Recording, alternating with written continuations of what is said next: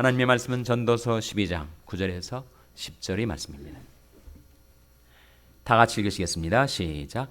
전도자가 지혜로움으로 여전히 백성에게 지식을 가르쳤고 또 묵상하고 공부하여 잠언을 많이 지었으며 전도자가 힘써 아름다운 말을 구하였나니 기록한 것은 정직하여 진리의 말씀이니라. 아멘. 할렐루야. 서로에게 평강의 복을 기원하는 마음으로 샬롬 인사 나누시기 바랍니다. 샬롬. 샬롬.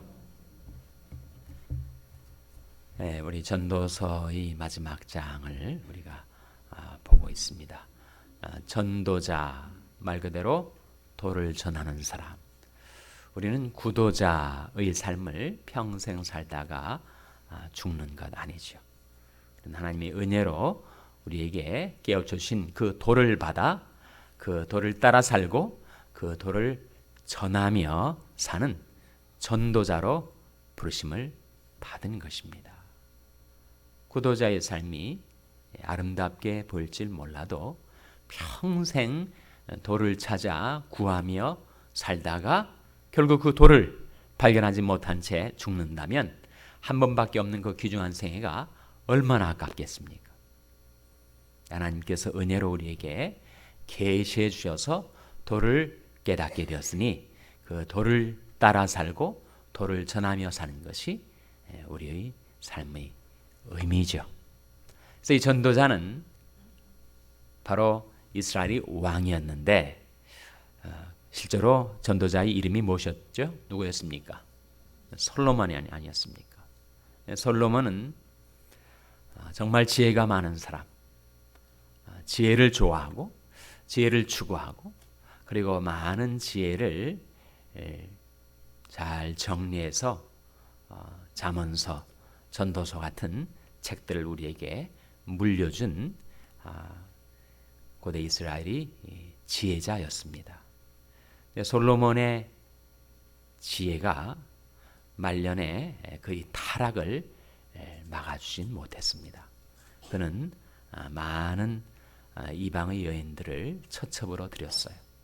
그래서 아내만 700명, 천만 300명, 도합 몇 명이 되는 거예요?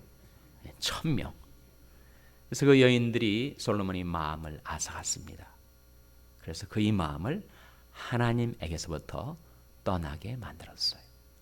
정말 그의 말년을 두고 보면 그는 결코 지혜자가 아니었습니다. 그가 축적했던 그 많은 지혜가 그를 구해주지 못했던 것이죠.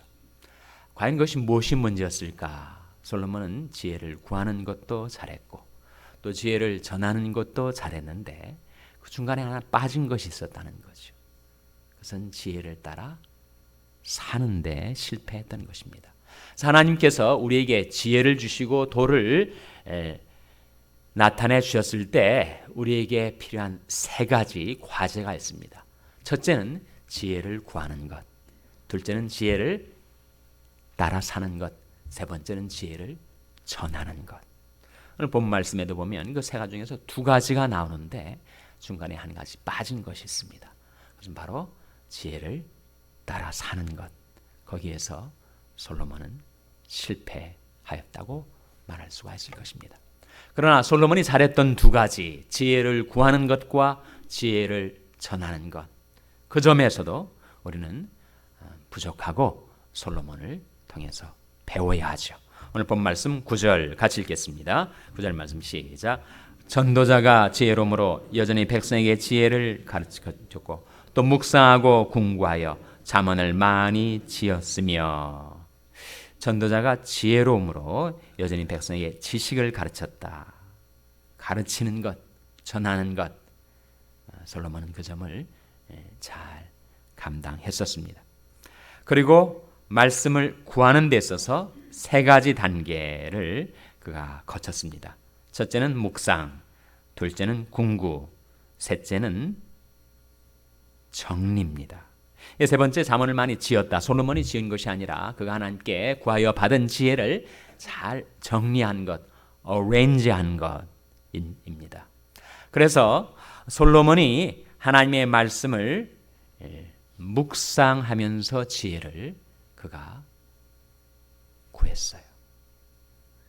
묵상과 궁구의 차이. 묵상은 메디테이션이고 궁구는 스타디입니다.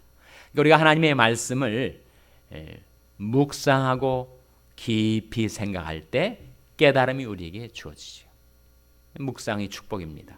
하나님의 말씀은 그저 주마간산격으로 건성으로 지나쳐버리면 그 말씀이 내게 유익을 가져다 주지 못해요. 하나님의 말씀을 묵상할 때는 너무 속독하지 마시고 그 한 말씀 앞에 멈춰서서 그 말씀과 대화를 나누는 겁니다. 질문을 하는 거죠. 자기 삶의 문제를 그 말씀에 가지고 나와서 그 말씀과 대화를 청하는 것입니다. 그리고 자신이 문제에 대해서 그 말씀에 어떤 빛을 던져주는지, 어떤 깨달음을 주는지 그 말씀과 대화를 나누는 것이 묵상이에요. 그러려면 시간이 필요합니다. 너무 성급하게 조급하게 말씀을 읽어 제끼면 묵상할 수가 없는 거죠. 그 말씀 앞에 멈춰서서 그 말씀에 자신의 문제, 자신의 삶의 질문들을 드리고 그 말씀이 내게 뭐라고 주의 음성을 들려주는지, 어떤 깨달음을 주는지 기다려보고 그 말씀과의 대화가 진행되는 것이 묵상의 과정입니다. 그렇기 때문에 묵상은 그 자기가 묵상하는 그 텍스트, 그 본문에 집중을 해야 하는 것이죠. 묵상과 궁구, 즉 메디테이션과 스타디의 차이가 무엇인가? 스타디는 묵상보다도 조금 더 객관적으로 그 말씀을 관찰하고 연구하는 겁니다. 그러니까 그 본문이 위치한 컨텍스트, 그 문맥을 살펴야 되죠. 그런 때때로 문맥을 살피지 않고 자기가 주관적으로 은혜를 받아서 자기가 갖는 깨달음을 그 말씀에서 건져내기보다는 자기가 그 선입주견을 가지고 그 말씀 안으로 들어오려고 할 경우가 있습니다. 그것은 잘못된 말씀 연구 방법이죠. 소위 말하는 read out of 해야 되지 read into 해서는 안 됩니다. 자기가 가지고 있는 선입주견을 그 본문 속으로 가지고 들어오는 read into가 아니라 read out of, 그 본문으로부터 그 의미와 뜻을 읽어내야 하죠. 그렇기 때문에 말씀을 궁구하고 연구하려면 그 텍스트가 위치한 컨텍스트를 살펴야 되고 그 말씀의 배경을 살펴야 됩니다. 역사적인 배경, 문화적인 배경을 살펴야 하죠. 그리고 성경 연구의 한 원리가 있는데 한 구절은 한 단락에서 이해해야 하고 한 단락은 그 챕터에서 이해해야 되고 그 챕터는 그 성경의 책 66권 있잖아요. 그 성경의 그 한 책 속에서 이해를 해야 되고 그 한 책은 성경 전체 속에서 이해해야 한다. 그것이 성경 해석, 성경 연구의 한 원리입니다. 그래서 말씀을 묵상하고 그 말씀을 연구하고 그 다음에는 그 말씀을 잘 정리해 두어야 되죠. 뒤죽박죽 아무리 많은 것들을 재료들을 축적해 놓았다 할지라도 그것이 잘 정돈이 안 되면 가르치고 전하는데 어렵습니다. 솔로몬이 잘했던 것, 하나님의 말씀을 구하는 단계에 있어서 세 가지, 말씀을 묵상하고 말씀을 궁구하고 말씀을 정리했다. 이어지는 말씀 11절 같이 읽겠습니다. 10절 말씀 같이 읽겠습니다. 10절 말씀 시작.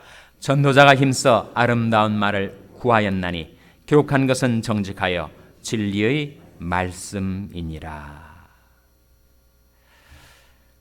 지혜의 말씀을 가리켜서 두 가지로 묘사합니다. 하나는 아름다운 말이라고 했고 또 다른 하나는 진리의 말씀이라고 했죠. 정말 하나님의 말씀은 아름다운 말씀입니다. 선한 말씀입니다. 그것은 사람을 살리는 말씀입니다.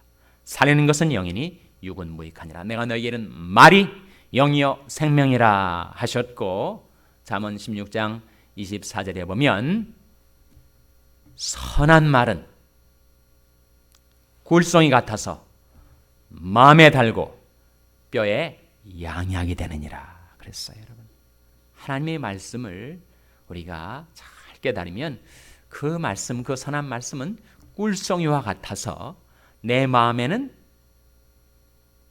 즐거움을 주고 내 뼈에는 양약이 된다. 과연 그럴까? 정말 그 성령의 문자와 언어가 뼈에도 양약이 될 수가 있다는 말인가? 그럴 수가 있다는 거예요. 하나님의 말씀은 살았고 운동력이 있어서 하나님께서 병든 우리 마음과 몸을 고치실 때 무엇으로 우리를 고치시는가? 하나님의 말씀을 보내어 우리를 고치십니다. 주의 말씀을 보내어 저희를 고치사 위경에서 건지시는도다. 하나님이 선하신 말씀, 하나님의 그 능력의 말씀은 우리를 고쳐내는 치료의 능력이 있다는 거예요.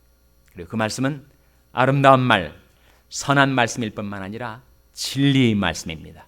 우리가 갈 길 몰라 방황할 때 우리에게 진리의 빛을 비추어주는 말씀. 주의 말씀은 내 발의 등이요 내 길의 빛이니이다. 그래서 솔로몬, 전도자 솔로몬이 잘한 것 두 가지가 있는데 그런 말씀을 구하는 데 있어서 열심히 했습니다. 정말 말씀, 지혜를 좋아하고 지혜를 사모하고 지혜를 추구하고 말씀을 구하는 데 있어서 잘했다. 10절에 나오지 않습니까? 전도자가 힘써 아름다운 말을 뭐 했다고요? 아름다운 말을 구하였다. 하나님 말씀을 구하는 데 잘했습니다. 그리고 하나님의 말씀을 가르치고 전하는 데 잘했어요. 9절 말씀에 전도자가 지혜로움으로 여전히 백성에게 지식을 가르쳤다. 말 그대로 도를 전했습니다. 가르치고 전하는 데 그가 열심이었어요. 그의 한 가지 부족, 그것이 말년에 그의 타락을 가져왔던 결정적인 문제. 그런 하나님의 말씀을 구하고 전하는 데 있어서는 열심이었지만 무엇에 있어서 실패했다고요? 하나님의 말씀을 따라 사는 데 있어서. 하나님의 말씀은 우리가 구해야 되고 그리고 살아야 되고 그리고 전해야 하는 것이죠.